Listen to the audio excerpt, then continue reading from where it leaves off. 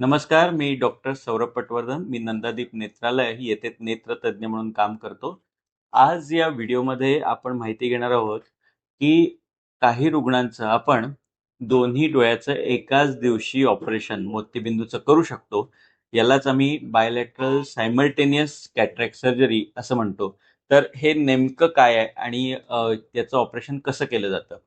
ज्यावेळी आपल्याला मोतीबिंदू होतो, त्यावेळी आपल्याला माहिती आहे, की बऱ्याचदा दोन्ही डोळ्यामध्ये मोतीबिंदू झालेला असतो आणि अशा वेळी डॉक्टर तुम्हाला सल्ला देतात, की आता दोन्ही डोळ्याचं ऑपरेशनची गरज आहे. आता हे ऑपरेशन आपण एक-एक डोळ्याचंही करू शकतो, परंतु बऱ्याच रुग्णांना ऑपरेशनसाठी किंवा व्हिजिटसाठी परत-परत येणं हे थोडंसं त्रासदायक असतं. बऱ्याचदा त्यांना त्यांना किंवा त्यांच्या नातेवाईकांना सुट्टी काढून यावं लागतं.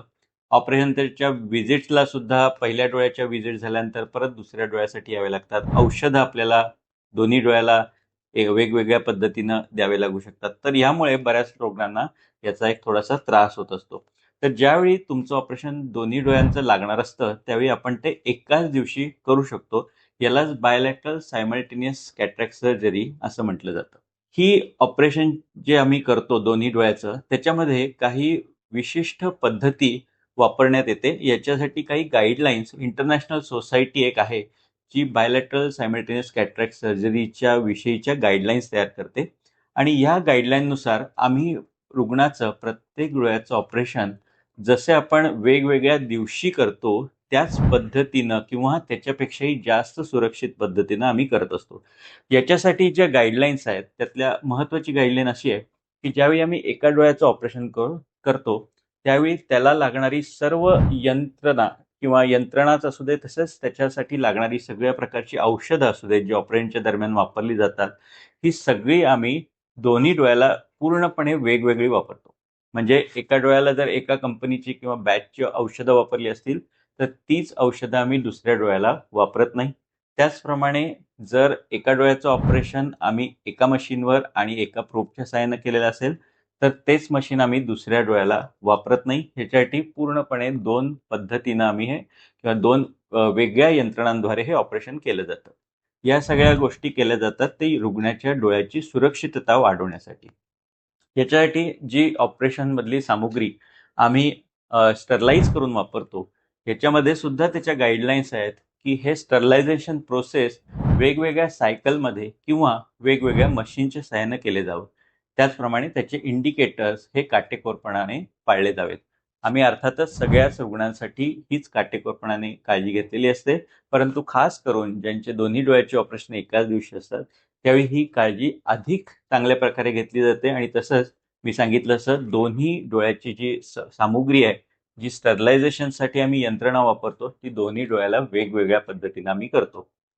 ऑपरेशनच्या दरम्यान सुद्धा जी ऑपरेशनचे मायक्रोस्कोप असतील, त्याच्यावरच्या कॅप्स असतील, मशीन्स असतील, तसेच डॉक्टर सुद्धा ऑपरेशनच्या दरम्यान आपले गाऊन्स, ग्लोव्हज हे पूर्णपणे नवीन वापरतात दोन्ही डोळ्यांसाठी. अशा प्रकारे ऑपरेशन केल्यामुळे रुग्णांना काही महत्त्वाचे फायदे असतात. यातला मी एक पहिला फायदा सांगितलाच, की आपल्याला कन्व्हिनियन्सच्या दृष्टीनं पेशंटना तसेच त्यांच्या नातेवाईकांना हे खूप कन्व्हिनियंट होतं. कारण एकाच दिवशी दोन्ही डोळ्याचं ऑपरेशन केले जाते. त्यामुळे दोन्ही डोळ्याचा फॉलोअप सुद्धा एकाच दिवशी होतो आणि त्या डोळ्याचा नंबर सुद्धा आपल्याला लवकर देता येतो. दुसरा एक महत्त्वाचा फायदा म्हणजे आपण डोळ्यासाठी जो फिटनेस घेतलेला असतो, जी आपण काळजी घेतलेली असते सर्व बाकीच्या तपासण्या करण्याची, ती परत-परत दोन्ही डोळ्यांसाठी लागण्याची गरज नसते आणि त्याचा खर्च तसाच त्या प्रवासाचा खर्च हा सुद्धा आपला वाचत असतो. दोन्ही डोळ्याचं ऑपरेशन एकाच दिवशी होत असल्यामुळे जसं आपण एका डोळ्याचं ऑपरेशन झाल्यावर आपल्याला दृष्टीची क्लॅरिटी वाढते आणि बऱ्याचदा दुसऱ्या डोळ्याचं ऑपरेशन करताना डिले झाला, तर काय होतं की एका डोळ्याला आपल्याला स्पष्ट दिसत असतं आणि एकाला थोडंसं अंधुक दिसत असतं आणि त्यामुळे ॲडॅप्टेशन ज्याला आम्ही म्हणतो, त्याला रुग्णाला वेळ लागू शकतो. परंतु आमच्या अनुभवानं ज्यावेळी आम्ही दोन्ही डोळ्याचं ऑपरेशन एकाच दिवशी करतो, तर रुग्णाचं त्या लेन्ससाठी आणि नवीन दृष्टीसाठीचं जे ॲडॅप्टेशन असतं, ते खूप फास्ट होतं आणि आम्ही पाहिलंय की असे रुग्ण जास्त आनंदी असतात, कारण त्यांची दोन्ही डोळ्याची दृष्टी एकाच वेळी सुधारणा होत असते त्याच्यामध्ये. खास करून ज्यांच्यामध्ये आम्ही ट्रायफोकल किड ऑफ आयओएल्स किंवा प्रीमियम आयल्स वापरतो, अशामध्ये सुद्धा जर दोन्ही डोळ्याचं ऑपरेशन त्याच दिवशी किंवा लवकरच केलं गेलं, तर त्याच्यामध्ये ॲडॅप्टेशनचा पिरियड खूप कमी होतो आणि आपली दृष्टी जी नवीन झालेली असते त्याला आपला ब्रेन सुद्धा लवकर अडॅप्ट होतो आणि त्यामुळे एक सुस्पष्ट दृष्टी आपल्याला मिळते. याच्यामध्ये काही डिसएडव्हांटेजेस जे आहेत ते सुद्धा आम्हाला पाहावे लागतात.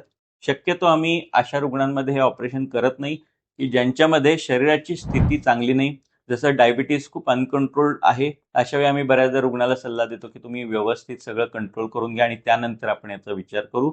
दुसरी गोष्ट, ज्यांचे डोळे थोडेसे वेगळे आहेत, तुम्हाला माहिती आहे की आम्ही जर 100 लोकांचं चेक केलं तर जवळजवळ 97-98% लोकांना जे डोळे आहेत ते नॉर्मल गटात असतात. परंतु 2-3% लोकांचे जे डोळ्यांची आम्ही ज्यावेळी मेजरमेंट्स करतो ते आम्हाला लक्षात असतो की ते डोळा खूप छोटा आहे किंवा मोठा आहे किंवा त्याच्यामध्ये व्हेरिएशन्स येतात. अशा वेळी मात्र आम्ही त्यांना सल्ला देतो की तुम्ही 2 वेगवेगळ्या दिवशी आपण पहिलं ऑपरेशन झाल्यानंतर दुसरं ऑपरेशन आपण करूया.